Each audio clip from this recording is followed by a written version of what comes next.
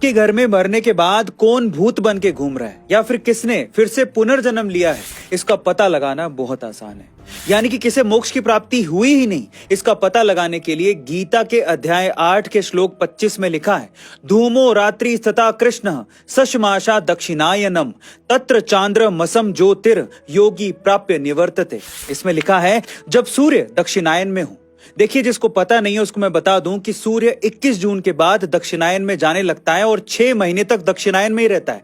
यानी कि जुलाई, अगस्त, सितंबर, अक्टूबर, नवंबर, दिसंबर, इन महीनों में सूर्य दक्षिणायन में रहता है। और इन महीनों में कृष्ण पक्ष की रात्रि में, यानी कि हर महीने पूर्णिमा के बाद के 15 दिन में जब चांद अपना आकार घटाता है, इस समय जो भी इंसान मरता है, भले उसने अच्छे काम किए हो, उसकी मुक्ति नहीं होती है, उसे फिर से जन्म लेना पड़ता है।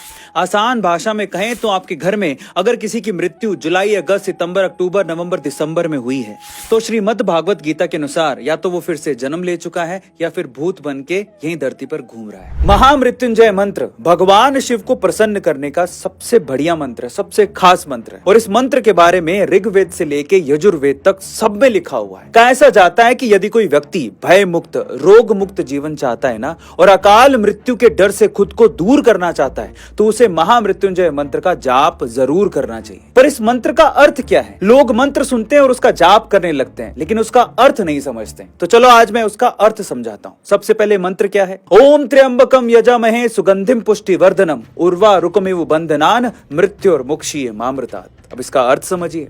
इसका मतलब यह है कि हम उस भगवान शिव की पूजा करते हैं जिनके 3 नेत्र हैं, जो सुगंधित हैं और हमारा पोषण करते हैं। जैसे फल शाखा के बंधन से मुक्त हो जाता है, वैसे ही हम भी मृत्यु और नश्वरता से मुक्त हो जाएं। बोलिए जय भोलेनाथ। ये भगवान कृष्ण के 16,000 पत्नियों के पीछे की कहानी क्या है? देखिए, इसकी शुरुआत होती है नरकासुर नामक एक शक्तिशाली राक्षस से। नरकासुर इतना शक्तिशाली था कि उसने कई राज्यों पर कब्जा कर लिया था और स्वर्ग लोक के देवताओं को भी भागने पर मजबूर कर दिया था।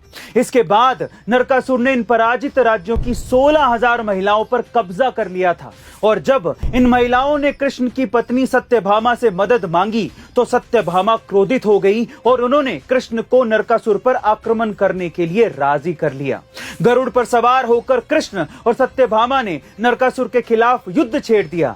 भगवान कृष्ण ने नरकासुर के सेनापति मुरा को पराजित किया था, जिससे उन्हें मुरारी यानी मुरा का शत्रु नाम दिया गया था। जबकि भूदेवी की अवतार सत्यभामा ने अंततः अपने बाण से नरकासुर का वध कर दिया था। नरकासुर की पराजय के बाद कृष्ण ने 16,000 स्त्रियों को मुक्त करवाया था। उनका सम्मान बहाल करने और उनकी सामाजिक स्थिति को रानी की स्तर पर बढ़ाने के लिए कृष्ण ने उनसे विवाह किया था।